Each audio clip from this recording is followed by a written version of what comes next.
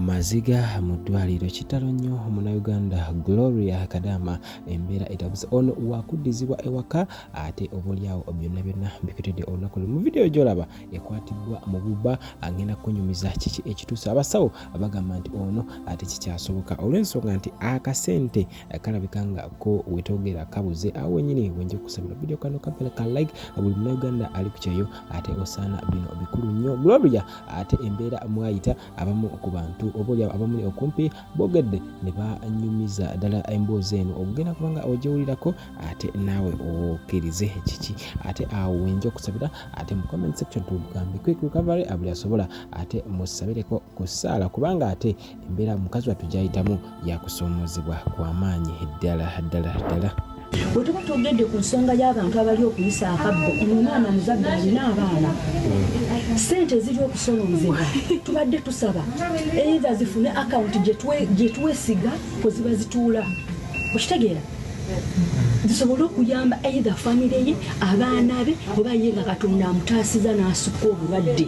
okitegeera kati bwe mba nga nnene ebigye nkireeseemu obubi nga waliwo abali mu kintu kino kati abantu bonna abali mu nteekateeka ez'okugamba nti basolonza akasente ak'okuyamba omwana ono nsaba babeere beerufu bananga omuntu alina ekisa tosobola kutunuulira mwana ono n'osolonza kakiba ekikumi kye n'okitwala okujjako nga tolina mutima gwa kisa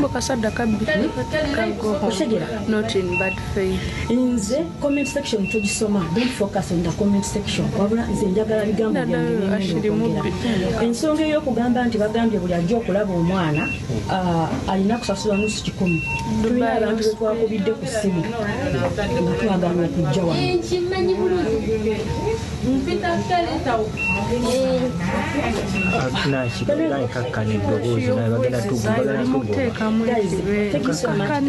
for more information I address the information as it is nange embeera Gloria gyalimu mumwena abali okugamba we need Gloria back home tekigenda kusoboka kubanga contract gye tusayininga nga tuyingiragana amawanga okujja okukola buli mwaka waayira akagamba nti onga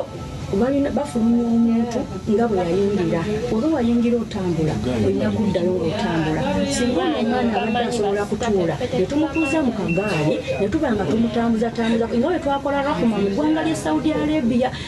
abanfunye obubi mujja kunsulwa naye nze njogedde ebigambo nga byange nga sirina ntumye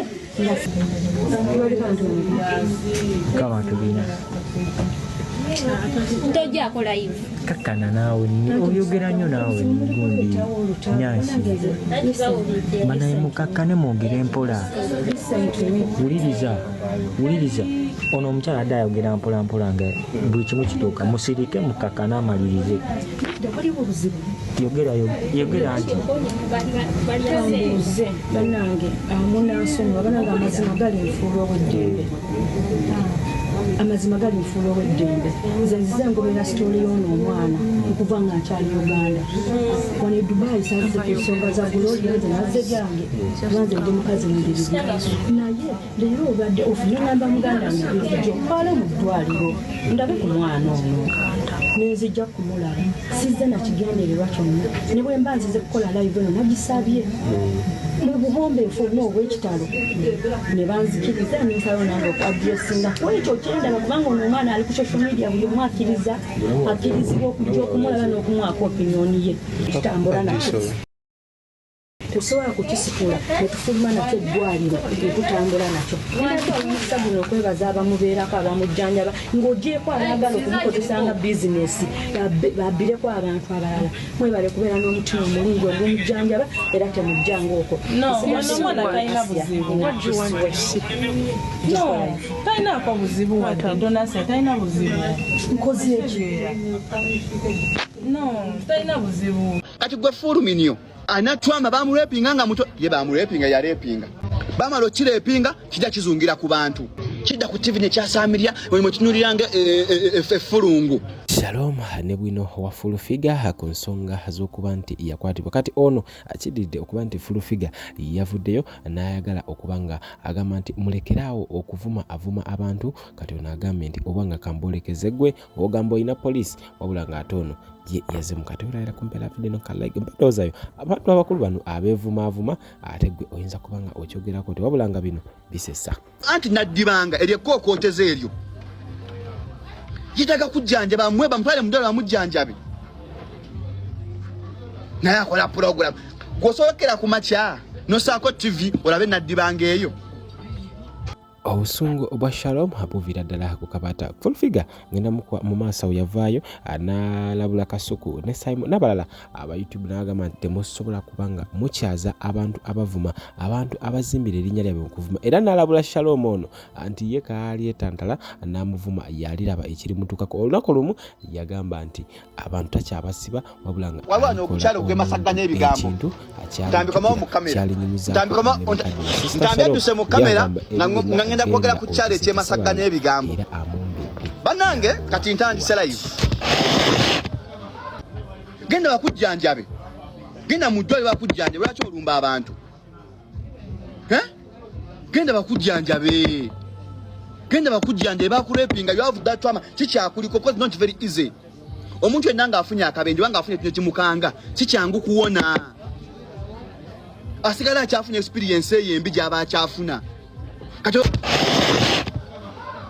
abantu banda bulungi kanterere ntambye duse todda mu live yange walwana ogukyala gukola ku TV emu terebadde abantu 10 kikola ku programu ya kumakya programu tebagiraba etambulira ku TikTok bwe tabeera ku TikTok tosobola kumanya mbu kikola ku TV ono omukyala akola ku TV eyagwa mama kisunsu yasooka kukola ku bizigo ne bimulema ng'atabula ebizigo ebyerusa yeke nyibyamulema okwerusa mama kisunsu yeke nyinyi ebizigo byamulema okweyolesa tasobola okweruka yeke nyinyi alinga gonja w'ekisoga senga pastor akera na waiting on the long side of the bed bagobye oli kunza na transcript etukole ki used to say jebijeko kiringa furungu mama furungu kiwala kya kinyozi toina mulimu gwokola toli ku mulimu lwa merit mboba wa merit wasoma tewasoma wano wotunde moto koleta mwaka kusabira nakola ku interview nakulya